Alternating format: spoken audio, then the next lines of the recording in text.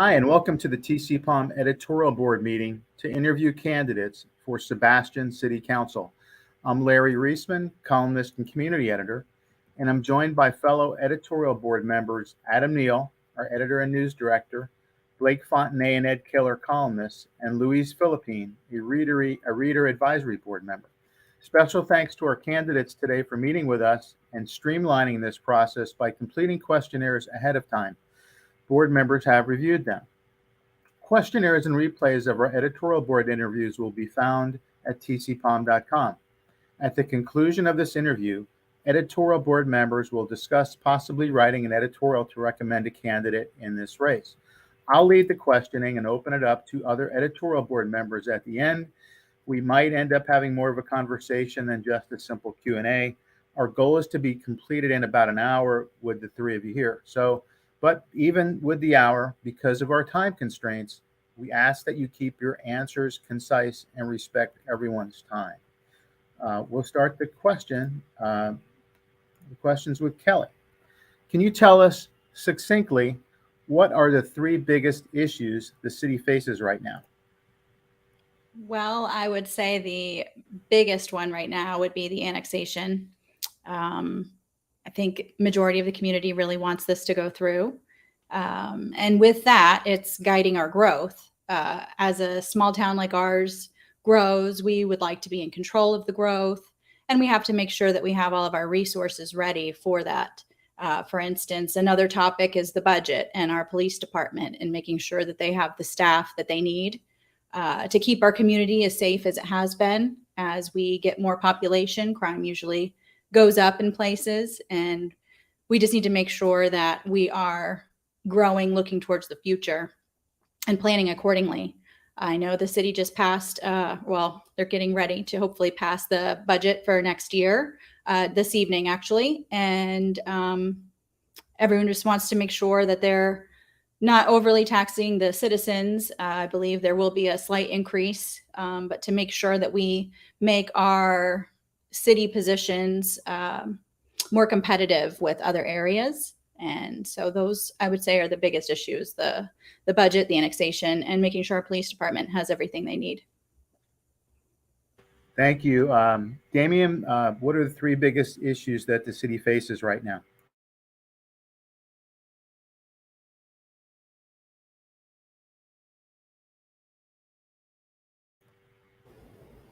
Damien, you have to unmute your mic.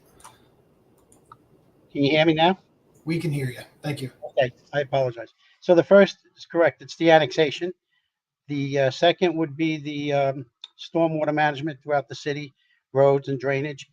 And the third would be the working waterfront, the hub of our commercial district. Those would be my three. If you want, I can elaborate on each one. I think we'll get into some of those later, so you don't have to right now. We'll go to Charles for his reply on the three biggest issues. Thank you, Mr. Reisman. I feel that everybody who lives here in Sebastian would like to keep it how we found it.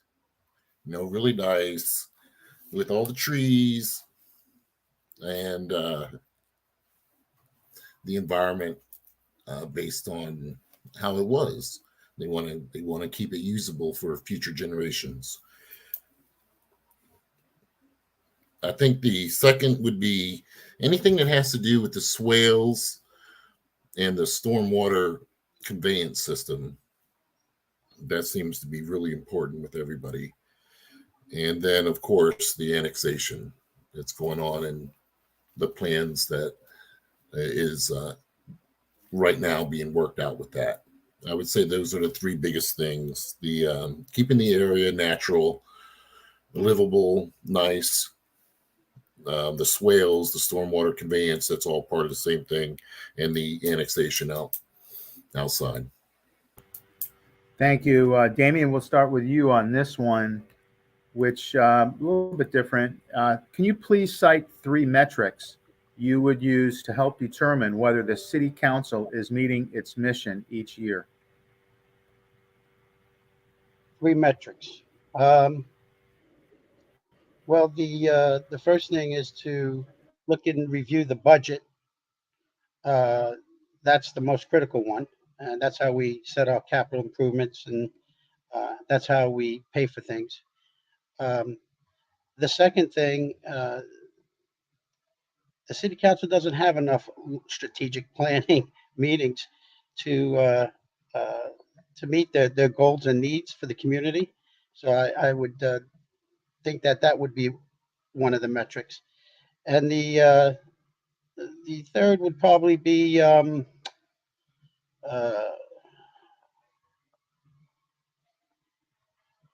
the CAFRA, the comprehensive financial documents, to review to see that they've accomplished everything they said that they were going to accomplish in the budget. Thank you, Damien. Charles? I think the first metric would obviously have to be how the people of Sebastian are satisfied. I mean, if the people are satisfied and they're living good and things are working right, the way it's supposed to be, the way they expect it to be, then I would think that would be a good metric all by itself. Second, following that would be obviously a balanced budget, looking ahead and looking for different ways to generate revenue outside of just the simple tax and spend. There's other ways of generating revenue, but a balanced budget would obviously be a key performance indicator. And then, I'm always big on how we're affecting the area that Sebastian is in. How is Sebastian going to sustain itself in the future? What are the plans that we're putting in, the comprehensive plan that's in place, and things like that? How we sticking to the plans that we're putting in would be another good metric I would pick. Thank you, Kelly. Yes, I agree with Charles. We definitely want to hear from the residents. I think one thing that the city is trying to do, but still could do a better job with, is pushing more of the information out to our residents in regards to what the city is doing. I know I happen to live in a community where I'm not sure much goes on in here. And so when I was doing my research on stormwater and such, a lot of it was enlightening to me. And that's because there's not a whole lot of information pushed out there. I do love that the city did the workshops, and I think that's helpful. But the publicization, of that could have been even more so through social media. I don't know if there's a way to, email all the residents. It seems there must be when there's a hurricane coming. Sometimes we get notifications, at least from the county. But I think definitely getting more information out there so that we can get more citizen input would be helpful. Not that we can please everybody, but also, of course, a balanced budget. That's a pretty obvious one, to make sure that we're not overspending, that projects are actually moving forward and spending the money that the city puts aside for that project. And then also maybe to check on like a progress report from the city manager.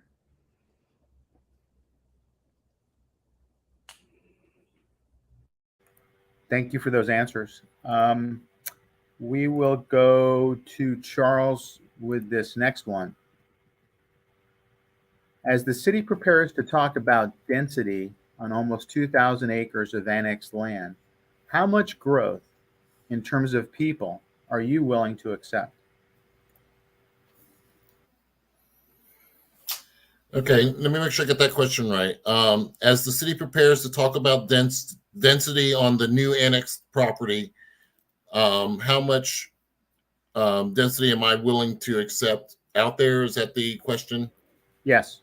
How many people are you willing to accept? How many people do you think should live there? Well, because I've lived in this area for so long, and I've worked in the real estate business, and I've worked in the construction field and things like that, my biggest position on that would be first to ask what everybody in Sebastian really wants. I would like to take that question to the boards, the Natural Resource Board, to the Planning and Zoning Board. I'd like to have a open discussion. I'd like to have a master plan, perhaps. And in my case, it's not so much about density, because Mr. Graves, the owner of that property, has a duty and an obligation as a business owner, and especially as an old landowner, to make the highest and best use of the land. So he has to employ people, he has to do all these things, and in the end he has to make the most of that opportunity. And the only opportunity right now is to put roofs on the land. And by roofs, they could be residential roofs, they could be commercial roofs, they could be any roof, it doesn't matter, with a parking lot and a driveway. And basically through that development, they'll the exchange of value is usually in a mortgage, and that is where they get their money out of. The mortgage has a conforming value of the building that's on it. My idea is a little bit different than the whole thing, because this is all brand new, I can take the land itself, because it's structured in a certain way. And again, I have to caveat everything that I say. You have to make it convertible back to what it may have been, because it may not work. But what I'd like to do is convert that particular piece of land into a digital asset and put it on a blockchain. And then from there, instead of each acre having to be developed with roofs, I can do proof of humanity in that blockchain. I can tokenize that blockchain, so I can actually I can do fractional ownership of each acre down to whatever the market will sustain. And it would give the owners of the original property, or any owner thereafter, a different way of developing that property other than just putting a roof on it. And within that blockchain, what it is, it's almost its own government little agency, a decentralized application area. And what they would have is the rules that would include sewer, water, and everything else. And one of the problems you're having with blockchain tokenization is value. And here the value would come from the proof of life of the people that actually occupy, or whatever you want that to be used. If the environmental people want the Sebastian River area to be protected, they'll purchase into or buy into the tokenization. Or if we want to just put people in a certain type of house, whether it be a tiny home or one of these large places that we see being built, it really doesn't matter. The proof of life could be there. But I want to digitize the actual deed and title, turn it into a blockchain, do fractional ownership of everything through a token open market process, and see where that leads us. Of course, making it convertible to where it could be retroactive. Thank you for that answer. Kelly, I'm going to read the question again.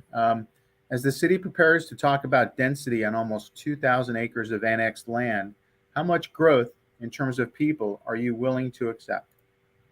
Well, it's my understanding that Sebastian, as far as acreage goes, we would grow by about 20%. So I would be able to accept, say, 10% of a larger population, because how I envision the area, which I am not a developer, I'm not a planner, but I would hope that it brings in affordable housing, because let's face it, our area jobs do not pay a ton. And a lot of people who live here have to go elsewhere for work. But if we would like to sustain and support our local teachers and police officers with affordable housing, then, you know, we'll be able to fit more people in that space, but also allow for a lot more green space, more recreation areas, which this area could use.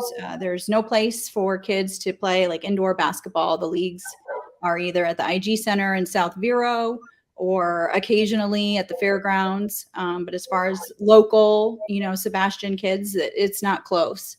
So we need more recreational places.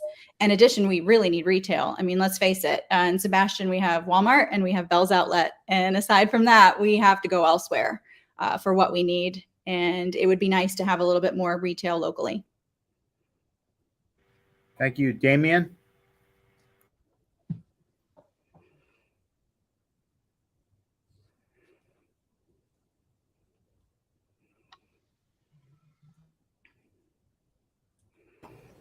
Damien, you have to unmute yourself. Hello? Yep, we can hear you now. Okay. First and foremost, I think a good annexation agreement done by a good land use development attorney, which I tried to do when we tried to retain a city attorney back in the day, back in 19 when I was there. They instead got a code enforcement attorney, and now they decided to bring in the attorney I recommended back then, 2 years later. So I think it's important that the foundation of the annexation be done properly with the help of the environmental community, as well as the land development attorney, to make sure that there's an understanding between the developers when they come into the community as what's expected.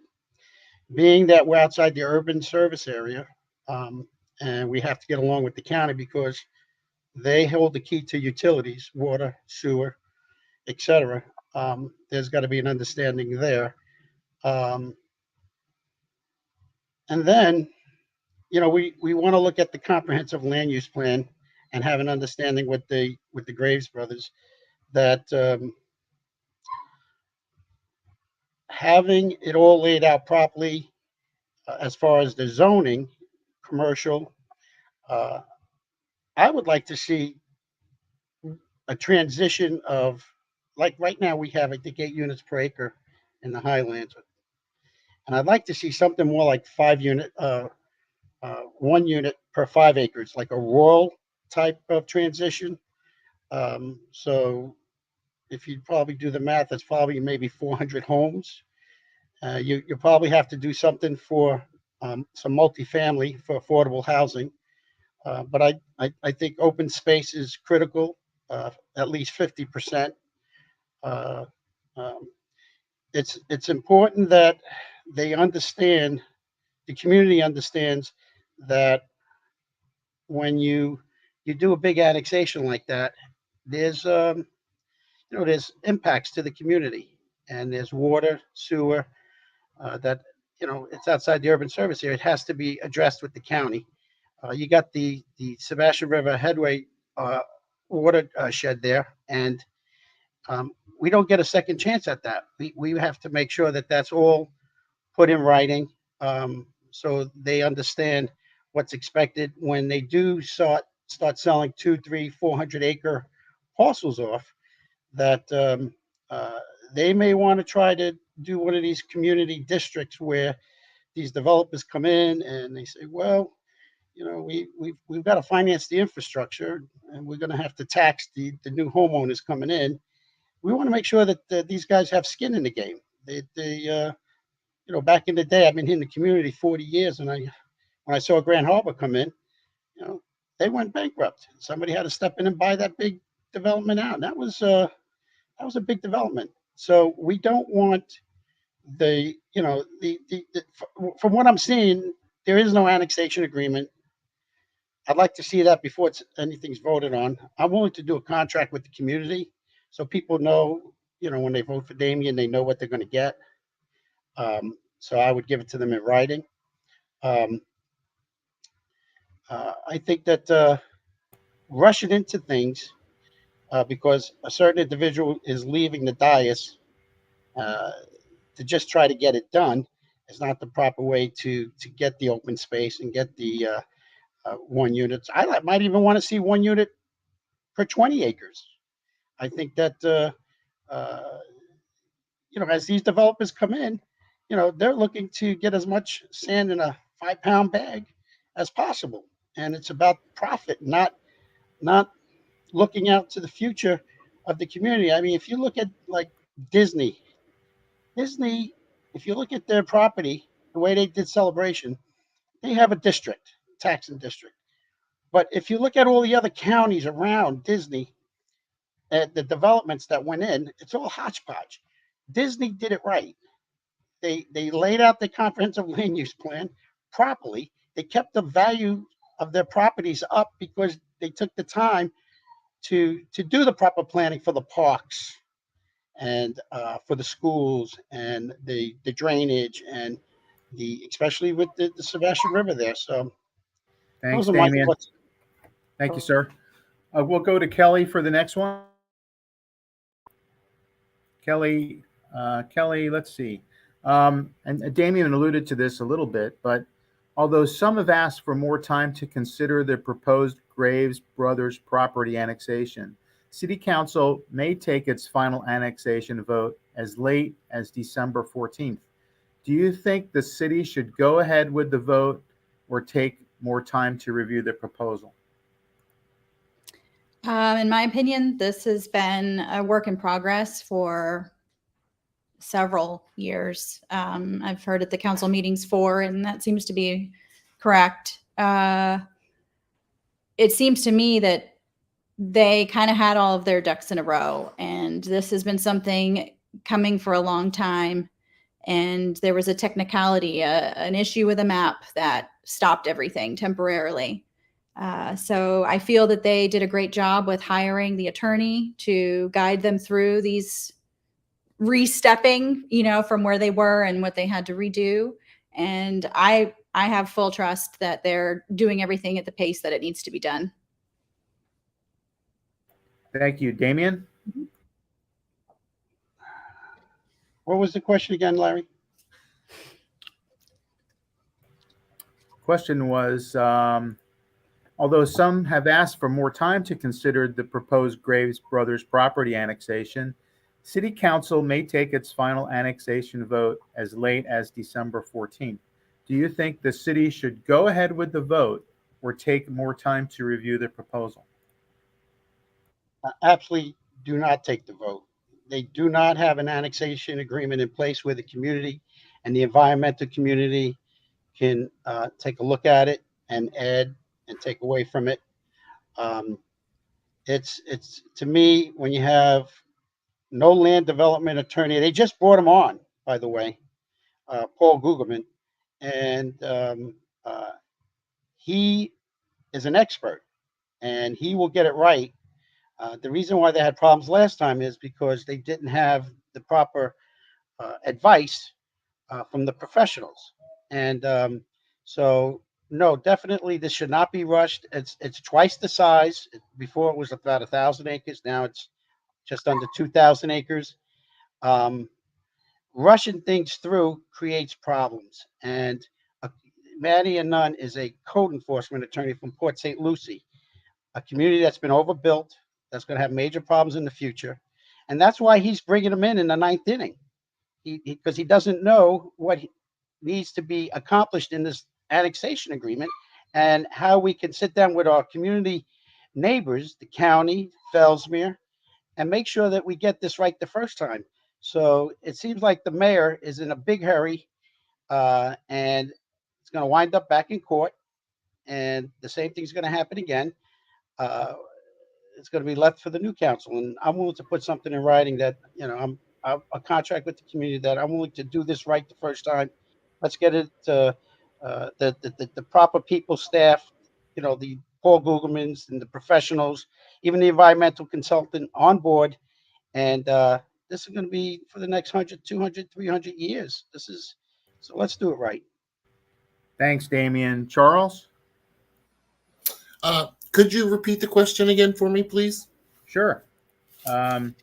Although some have asked for more time to consider the proposed Graves Brothers property annexation, City Council may take its final annexation vote as late as December 14th.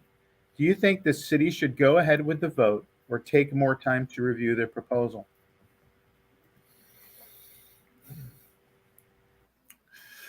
Well, if it isn't until December 14th, they've been working on it since March. And it is on the new plan, because this isn't the same old annexation.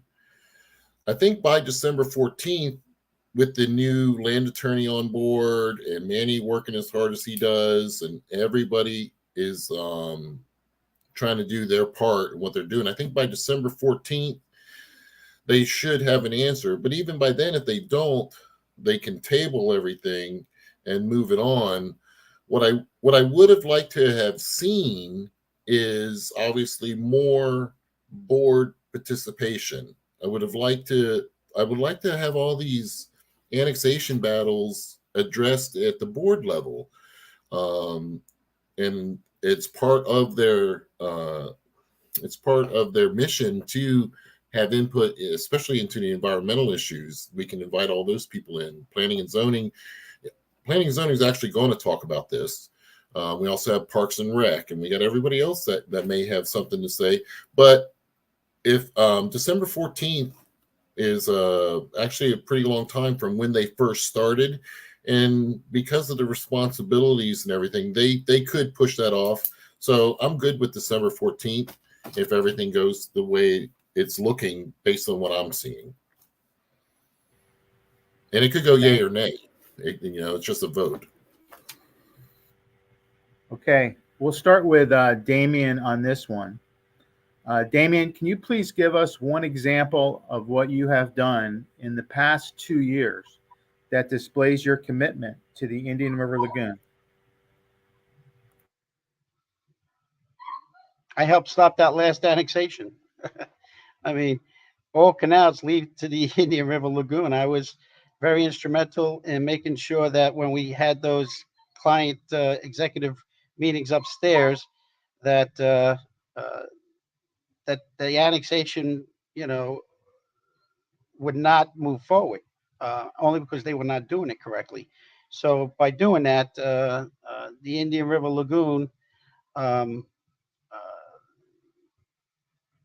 is cleaner for the time being. But here's the other thing too that I've been very instrumental. I was very adamant about putting a no spraying moratorium in place as soon as I got elected, because I knew that they were spraying herbicides and glyphosate and all those chemicals to kill the stormwater weeds. And but Paul Carlisle was instrumental in doing the opposite and letting everything get out of control. And then they used that against me to remove me from office, which I thought, as there was 3 council members giving him direction. We were trying to follow with the county, in doing the spraying properly. And from what I understand, I did do a public records request this morning with Kathy, getting copies of all the chemicals that the city is purchasing. They're not just doing it through their vendors, they're doing it themselves. And I think they're being very secretive about it. And that's a grave concern. I have a lot of friends that own properties on the canals. I drove by it the other day and I just shook my head. And, I had breakfast with a friend of mine the other day. He looked at me and he said, well, it's not going to get any better. And it's not, because there's, they've been doing stormwater studies, 6 or 7 of them, in the millions of dollars. They only did one part of the stormwater system. That's the other side of 512. They rebuilt it and cleaned it up. But, they got to stop with the studies and implement the consultant's recommendations from day one. And, let's figure out a way financially with either bonds or what have you to get the funding in place to clean up our stormwater, and it will save our lagoon. So I've been very instrumental. I'm probably the biggest environmentalist in this community. I was brought up on the river. I was a clammer when I came to town. So there's no better steward on this that's running for office that would look after that lagoon. So. Thanks, Damien. Charles, would you like me to repeat the question? Yes, sir. Could you please?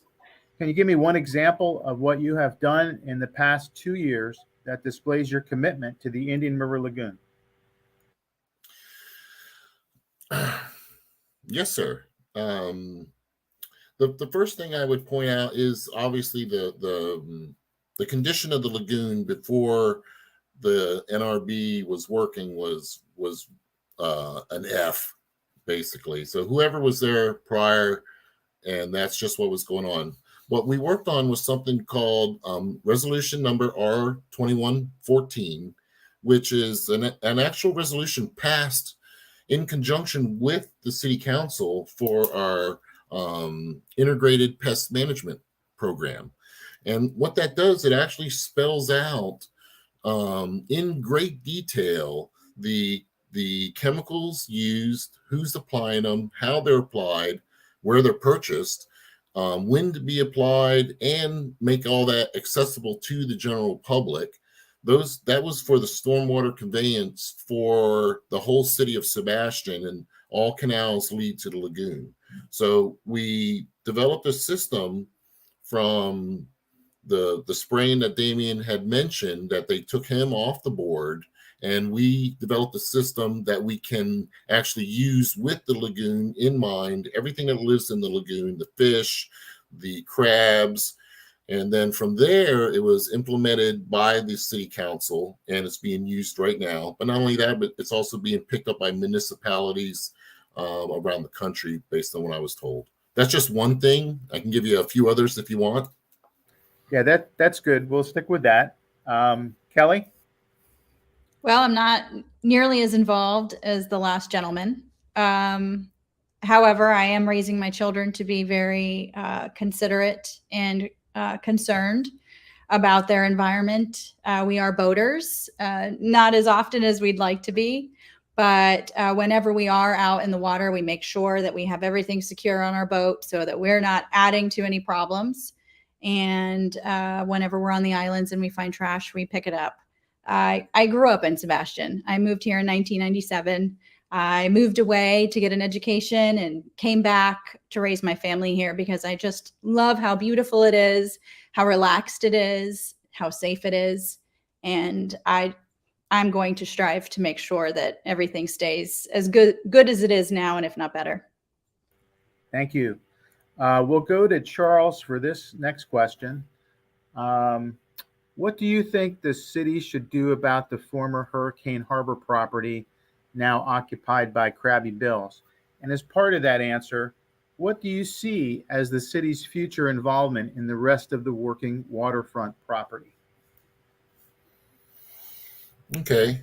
Thank you for asking that question, Mr. Reisman. And that is very important to what Sebastian's vibe is. Sebastian has the working waterfront and everything that goes along with it. Myself, I've walked the property, been inside there. It has some value to it. The historic value to me is not as much as I personally would like to build historic. I'd like to take what's historically valuable there that we can save, and I'd like to rip out all the guts to everything else, and I would like to build something on that site, including everything else. That would include everything from either an environmental learning center that the people walking by can enjoy, with, of course, the restaurant that's already there, and the fish house that's right next to it, a working museum, the whole working waterfront, but build it something that the building can sustain itself over the next 100 years, and build it historical. We have an opportunity. It's a building anyhow. It's not like it's a historic residence or anything. It's been there a long time, but it started out as a warehouse. I personally walked over it. I've looked at the connections that the rafters are done. I've looked at how the floorboards are put together. I've looked at the posts that are holding up the outside water dock. I've looked at everything. My personal experience in the construction industry, when I'm looking at something, I use the experience that I used when I was apprenticing. I've apprenticed for historic builders here in Indian River County, and then went up to New England and apprenticed at different locations on historic properties. And there, when you walked in to do a historic preservation, you looked at what was there and if there's value to it to be saved. In some of the cases, the steps that we were replacing were walked on by presidents and their children.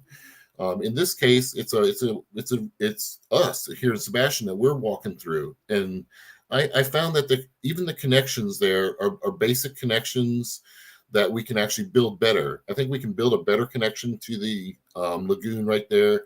I think we can build. I would like to see something along the lines of an environmental hall of fame, even something wide open, something that I can really see the river, and something majestic. And you only get one or two opportunities to do something like that. Working waterfront and everything else that goes with it. I'm not in favor of keeping the facility the way it is, but I would like it to see it change into the historic property that it absolutely can be. Thank you. Kelly? Hi. So I'm going to simplify my answer. I had a homecoming dinner at Hurricane Harbor back in high school, and my family has enjoyed it as it was Crabby Bill's, introducing our children to fish and different types of seafood for the first time. I had the best lionfish sandwich. But it's my understanding that it is uninhabitable, that we're going to look to professionals. The city has hired professionals to look and see if it's even worth saving. I think the history worth saving is Sebastian's working waterfront and the commercial fishing that we've had for decades. A neighbor down our street when I was growing up was a commercial fisherman. And that's what Sebastian is. It's always been that small fishing village. And I think whatever the city decides is the most, makes the most sense financially is the way we need to go. And then find ways to reminisce about Sebastian's history, maybe encourage more commercial fishing from here, and or at least a place for them to come and dock up and sell their fish. Thank you. Mhm. Damien? So, I remember this project from day one. It was supposed to be a partnership with individuals in the community. As I recall, they put it out for bids, and Kayaks, etc., won the bid. But then the city withdrew from them because nobody else bidded, and it was a handoff. So it's been a sour note with me from day one. So I call it the big money pit. The whole thing was handed off to the guys next door where they parked their boats, the fishermen, and they saw the writing on the wall. They said, we don't want to be responsible for this. Why don't we just give it back to the city, and the city can do a lease back? and that's what they did. They just put band-aids on it from day one. They dumped money, absurd amount of money into the roof. They didn't never maintain their property as a property manager. When they did lease it out, they let the termites do the job. It's a disgrace to the community, the whole thing down there.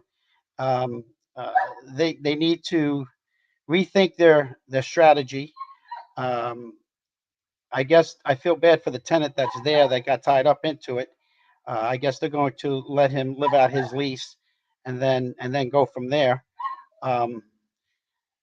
I just think it's a catastrophe, the whole thing. And the city holds a lot of responsibility, and the council members who should have been keeping an eye on things down there should hold a lot of responsibility as to where we are today with litigation on the horizon with the tenant that's there.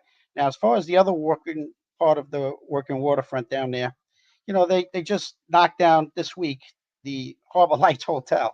They spent thousands and thousands of dollars of appraisals on appraisals to appraise a property with an improvement on it. They paid top dollar to the former mayor, Mrs. Sullivan, who owned it. So it was like another handoff to the team, and they let it sit. They boarded it up, and it's been a blight on our community down in the river for years. And because I started talking about it, making it an issue, the city manager sent down, his team, the developers, the trucks from the $9 million garage we have on Roseland Road. He got out all the front end loaders and the dump trucks and knocked it down. Now, I would have used that building as an incubator for the working waterfront district because we got so many vacancies.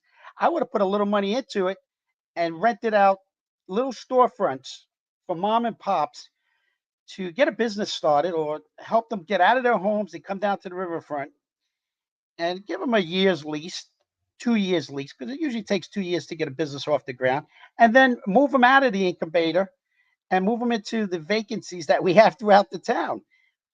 We have a lot of vacancies. If the rules and regulations in this town in the working waterfront are very difficult. They need to be relaxed as well.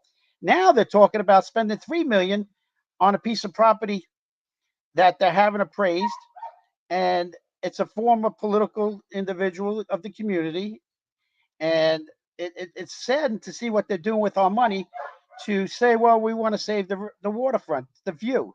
Well, there's a lot of ways you can do that, but they don't have a plan. They're flying off the seat of their pants like they normally do, and they're not being very smart with the taxpayers' money. So the working waterfront needs to be readdressed and reassessed.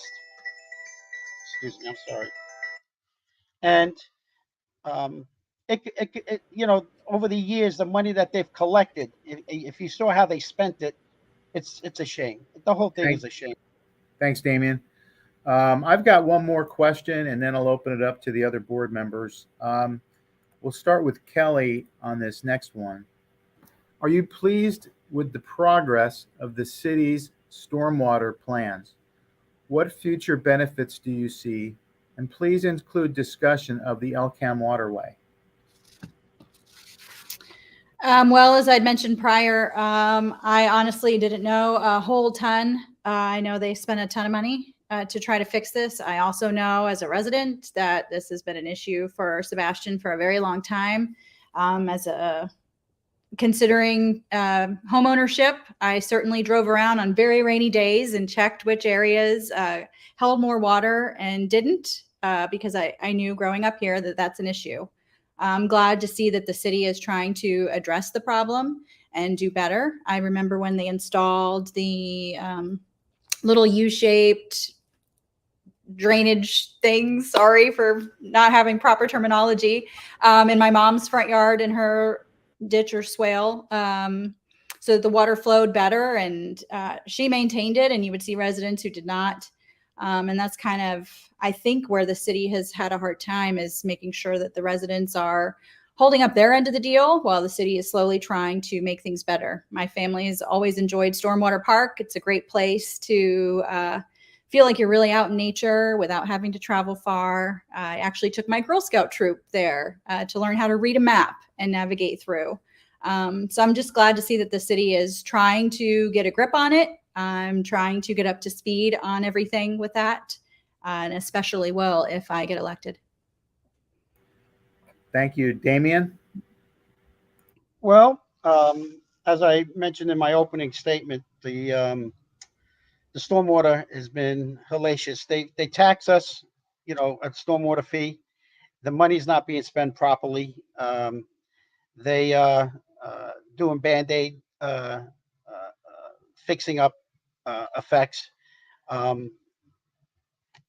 If they would just take the advice of the consultants that did the studies back in the day, and that's 4 or 5 studies ago, if they took something out of every study that they've done, they probably would have made some leeway, and they could see something accomplished. I mean, we have a big stormwater park down there, and it should be held up as a jewel of the county on how we maintain our stormwater canals. And it's just, with it's like poisoning the community through our canals, to the Indian River Lagoon, with these chemicals that they just think doing the tricks when they can be doing it mechanically and repairing all the walls.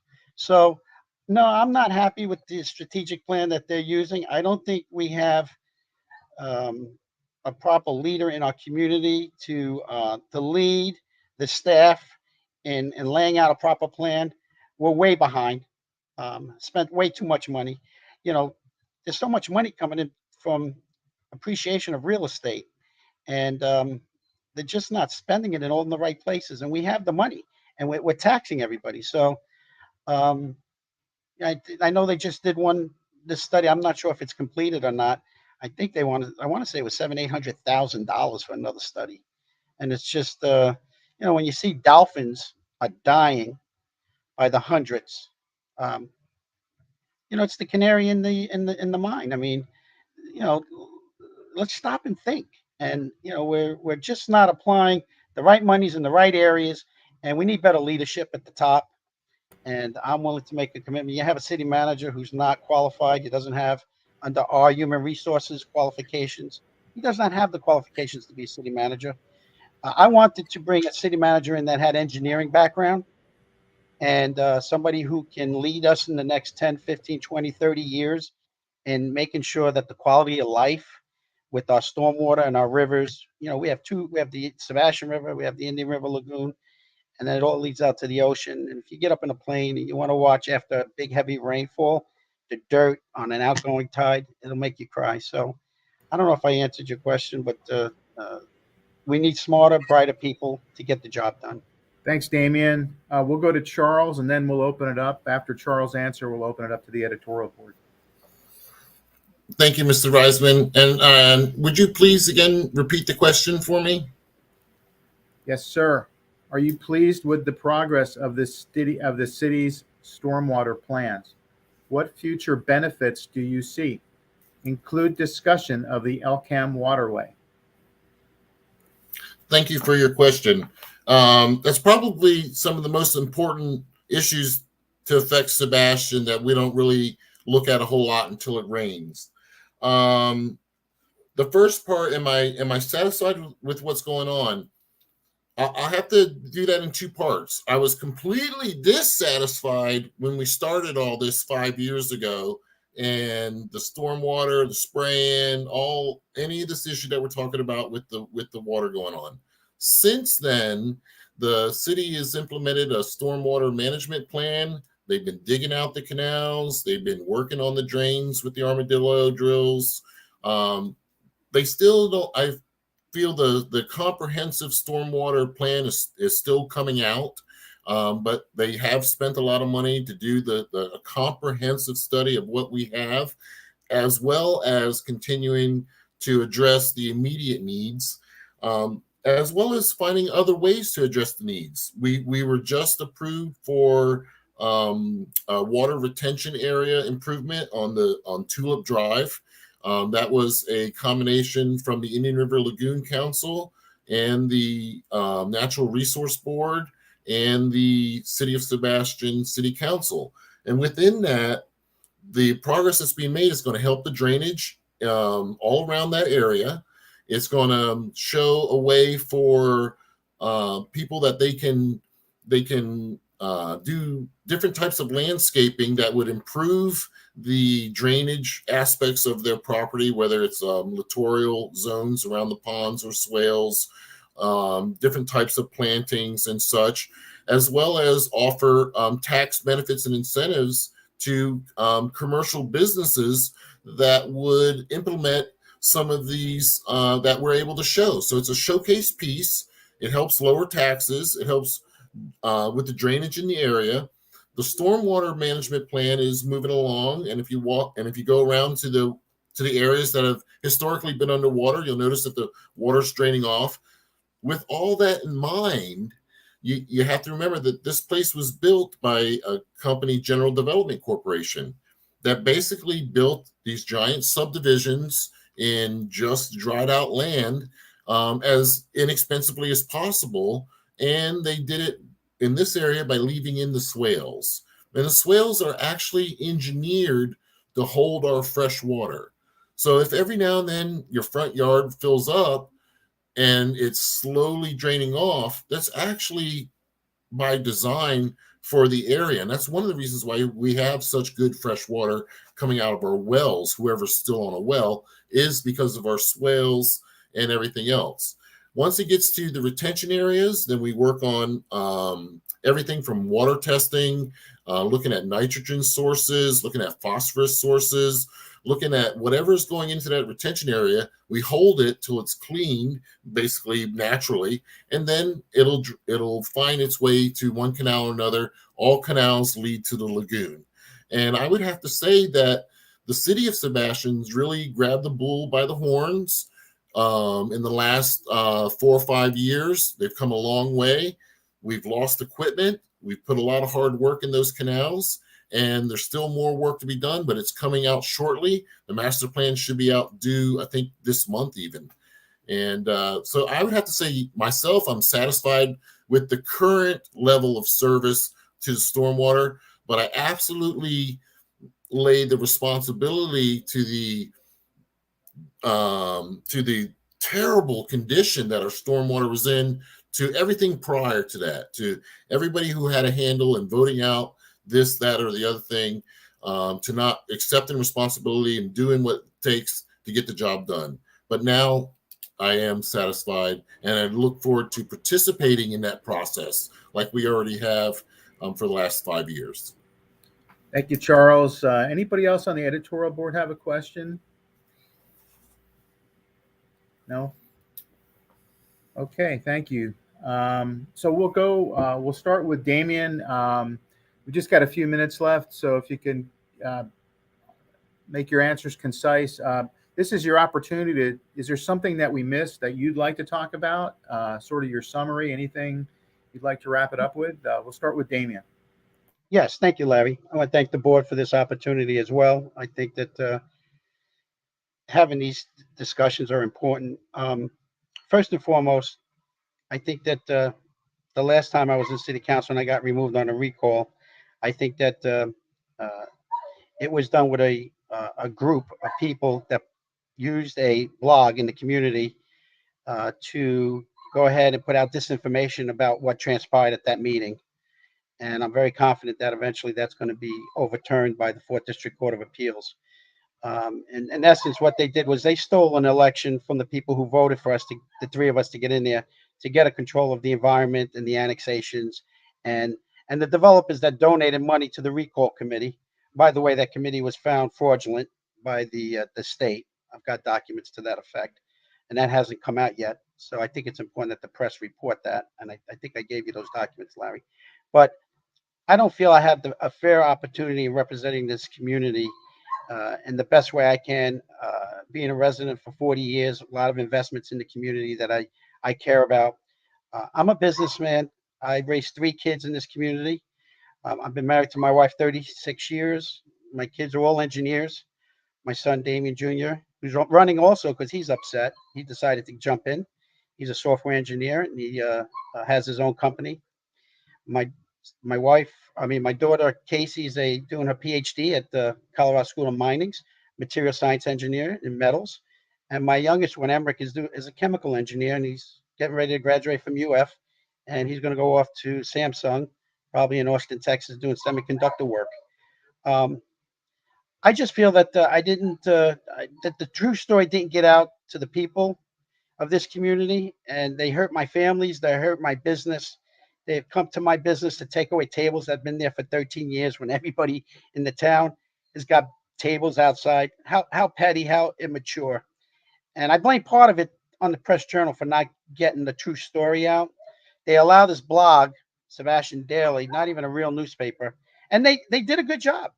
They were successful in removing 3 of us because we were anti-development, and they used Charles Malty to do it. The press, and what's disturbing about the whole thing, Larry, the 19th Circuit was in on it.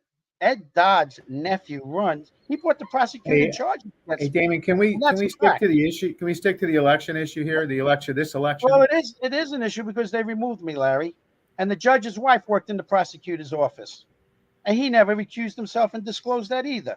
And the public needs to know that. How can and I was replacing Dodd as the mayor. That's not right. And the press never reported on it accurately. He's there now running the criminal division. Okay. So listen, I'm not giving up.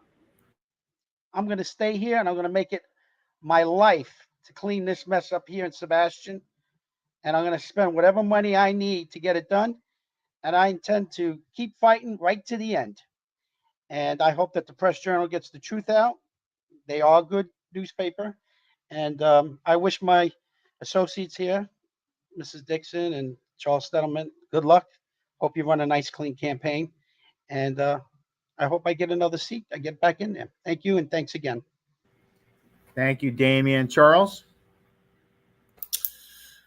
I apologize again. Could you repeat the question that you would like answer to? It's really just, is there something that we missed? Is there something you'd like to bring up that we haven't talked about that relates to this election? And whether the voters or us would want to recommend you or vote for you? Thank you for that opportunity. I will stand for the office of Sebastian. I'm not exactly running for it. I'm tired of the running. I'll stand and fight for Sebastian. I have a roadmap to follow for the next 5 years. It's called the Sustainable Sebastian Implementation Plan. And it's going to include work that we've already been working on for the last 5 years, including resolutions like the IPM, Integrated Pest Management, Sustainable Sebastian, the Litter Quitter Program, and of course, balanced budgets. And not only am I familiar with how the city is working Internal staff I'm familiar with. I have a good record of being there when the chips were down for Sebastian. When Sebastian is trying to get rid of the spray issue, we didn't try to take over city council. We got everybody in Sebastian together and found a plan and got the job done. It was tough. It took us 2.5 years, but we didn't give up.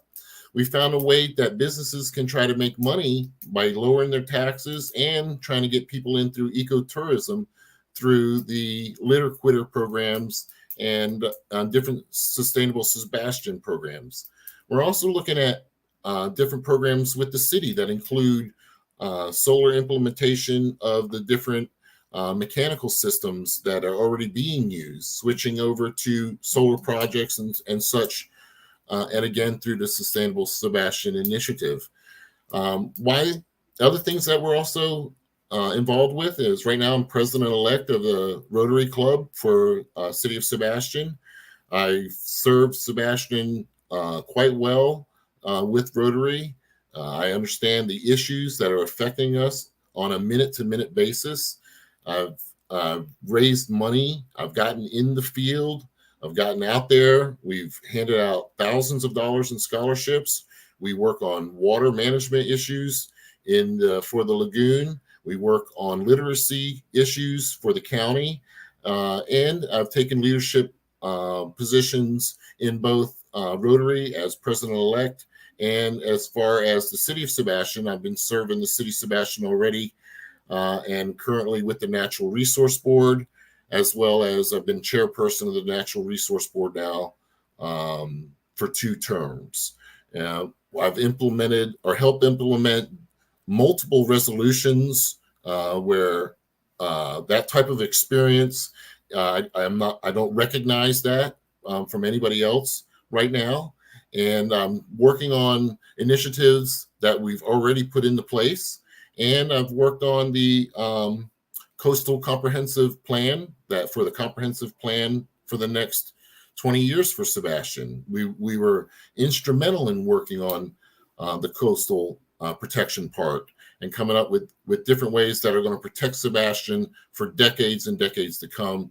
And I asked for your trust and your vote of confidence in the upcoming election so that I can continue doing this service for Sebastian and to stand for the office. Thank you. Thank you, Charles. Kelly? Thank you. First, I'd like to start I'm zero drama. Okay. I'm not just reactive. I'm proactive in nature. That's how I handle my real life. That's how I would handle this position. And much like my first career, which was broadcast journalism, I was a news reporter and anchor. As a news reporter, you have to know a little bit about a lot, right? And you have to dig in and find out all that you can to understand the subject. You're not going to be an expert.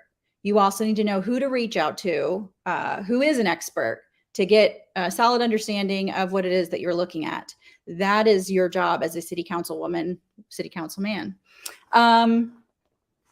So that's something I'm already used to. I'm not going to pretend to be an expert on any of this right now. I'm just a mom and I'm doing my very best. But I love this town and I want to give it all of me as well. My opponents relate to about 35% of Sebastian's population. There's a large percentage of Sebastian that are young families with children, and they're really not being represented on council. We need different perspectives. I grew up here. I moved away to grow and get an education and begin my career. But after achieving my goals, like I'd said, we decided to move here to start our family because it's great. And I may be younger than everybody else running, but I do have a lot of life experience. I'm caring, compassionate, open-minded, and I'm always growing and learning. I work harder than anybody around me. And to comment on Mr. Gilliams' statements about the Sebastian annexation, if Sebastian does not annex that property, the Graves brothers are going to give it to somebody else. It's Sebastian's job to control that land because all of those people there are going to be flooding into our publics, flooding into our schools. It's better for Sebastian if we annex it in.